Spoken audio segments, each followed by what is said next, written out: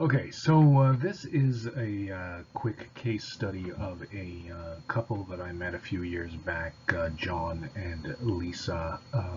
They are typical of a 50-something pre-retiree couple that is looking at becoming empty nesters soon, and all of the lifestyle and financial requirement changes that would potentially entail. So when they came to me about 5 years ago, John was a professional engineer, and Lisa was working as a law clerk. They were aged 56 and 53 respectively, and they had two kids, Jacob, who was 20 and attending university, and Emily, who was 17 and just about ready to graduate high school and head off to university of her own. So their goals were to finish paying off their mortgage, finish putting both kids through school, and then probably retire in about 10 more years with roughly 70% of their current income. So at the time, they had $60,000 left to go on the mortgage. The house had recently been assessed at around $600,000, with $24,000 sitting in RESPs that they had earmarked to finish paying off those, help to finish off paying off those university educations for the kids. The kids would also probably need to get OSAP to finish it, but or jobs. But that's where they sat with that. They had $600,000 sitting in an RRSP, non-registered mutual funds, and TFSA at the bank. All together, it was $600,000. And John was also sitting on about around $150,000 in a group RRSP at his workplace. They were bringing home around $9,500 per month in after-tax income. That translated out to pre-tax income of around $95,000 a year for John and $65,000 a year for Lisa. Their average monthly expenses, not including the mortgage and their current savings plans, was around $5,500. Their mortgage was at 2.5%. They started a few years ago at $150,000, and it, as I said, went down to around 60 by the time they came to me. Their payment was $1,413 per month, and it renewed next year. So that made their total expenses of $6,913 and left them a disposable income of $2,387. Now, that's not to say they had that much money just sitting there. We know that money has a way of finding a home if we don't tell it what to do.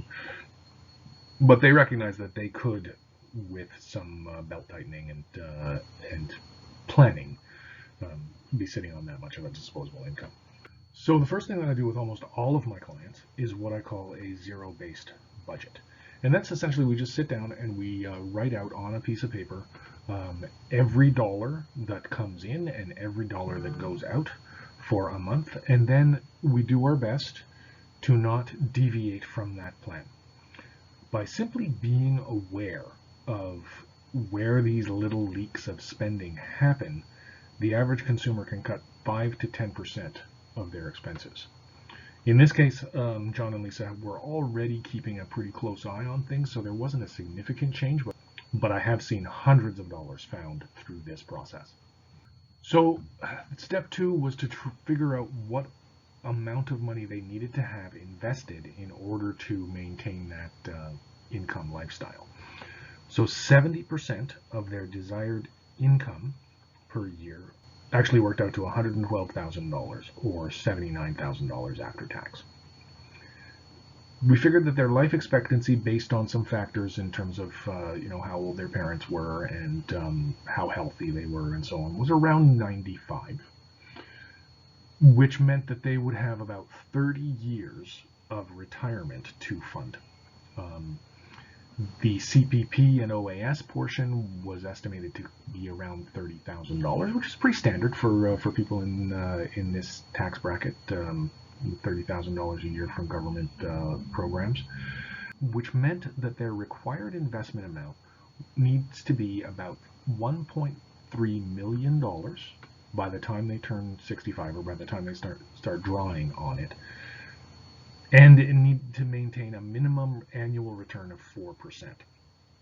If they were able to get 6%, then they would be able to get away with 1.1 million. If they were able to get 8%, they would be able to get away with 925,000.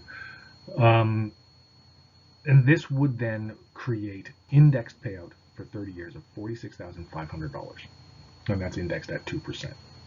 So the question then became, how do we get $750,000 today, which was the $600,000 that they had plus the $150 in the group RSP, to grow to $1.3 million in 10 years from now? So option one, obviously, is always to win the lottery. That's never a good idea. Option two would be to stop all current contributions and maintain an average return of 10%. Now that's not necessarily realistic either, with the volatility in the markets. So option three was to contribute $800 per month to a new plan, to a new investment plan, and maintain an average interest rate of 8% on everything. And that really wasn't realistic either, simply because the group plan that John had was not returning that much, and contributing another $800 a month, even though on paper they had the money, would have put a bit of a strain on their finances.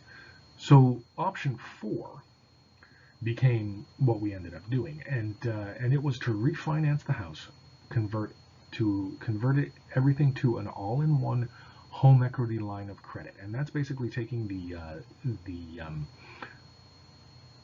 equity in the home and rolling it over to pay off the $60,000 that was currently owing, and invest the difference up to 80% of the house value through a home equity line of credit. So we bumped the balance of the mortgage all the way up to $480,000. Interest-only payments at the time were $1,380, and then we added all of that to their current retirement balance, which then turned their retirement balance into $1.17 million. And then they only needed to maintain an interest rate of 3% on that investment to hit their goal. And the excess cash flow that they had was automatically applied to the mortgage, and everything was paid off, or projected to be paid off, mortgage and everything, in 9 years. So after we did that, their retirement income projection looked like this. It looked like in 10 years' time they would have $1.3 million, which is what we had said they needed, the minimum, if they were going to expect to maintain an annual return of 4%, which is fairly reasonable, and with a conservative or moderate profile to maintain that. That was going to then generate an after-tax RIF income of $35,000 per year, indexed at 2%, and deplete that $1.3 million to zero over the next 30 years. But we weren't done yet. Step 4 in most plans is to look at covering yourself. Now, most people have existing life insurance through their employer. But when you do a full analysis, a lot of people don't recognize that it's not quite enough. So the existing life insurance that they both had was 2 times their salary with their current employers, plus their mortgage insured at the bank. Their lifestyle requirements for the next 10 years, including funeral expenses and income replacement for the surviving spouse and so on, came out to about $770,000 for John and $520,000 for Lisa. And again, at 2x salary, they were going to have a significant shortfall in lifestyle expenses. And then this also, the kids are not quite self-sufficient yet, so the kids were still going to need, if something happened to one of their parents, some support for a while. So this money would help maintain that as well. So what we ended up doing was a hybrid term whole life insurance for John and Lisa. So $25,000 of whole life, which is basically designed to cover your final expenses, cover funerals and that kind of thing, and then term insurance to make up the difference, which would obviously go away after the first 10 years. The cost for John for the first 10 years was $285 per month, and for Lisa it was about $141 per month. So at the end of the day, the cost of everything looked like this.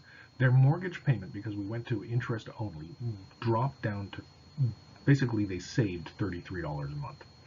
Didn't have to make any adjustments to their investment plan, cost-wise, because we had this influx of money coming from the equity in the home.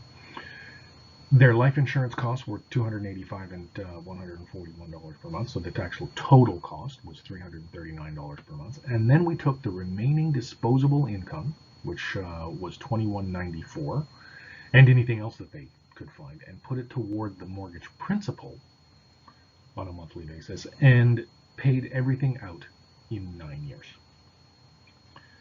So in this case, they were able to retire at their goal with a fully paid for house and a little bit of life insurance in their 10-year time frame without making any adjustments to their lifestyle or significantly increasing their monthly expenses beyond the cost of a little bit of additional life insurance. If this feels like you, or you are in a similar situation, a similar life stage, and are looking to start to plan your retirement income, feel free to reach out, and we can go through a strategy session process similar to this, and see what makes sense for you. Have a great day. Talk to you soon.